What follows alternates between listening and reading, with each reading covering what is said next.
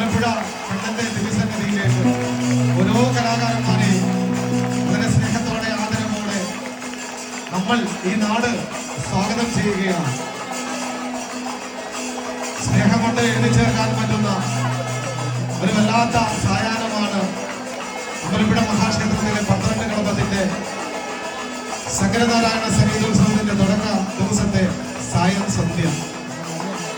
വളരെ സ്നേഹവും വളരെ സന്തോഷവും ആത്മീയതയുടെ പുതിയ പരിവേഷമാണ് നന്ദഗോവിന്ദം.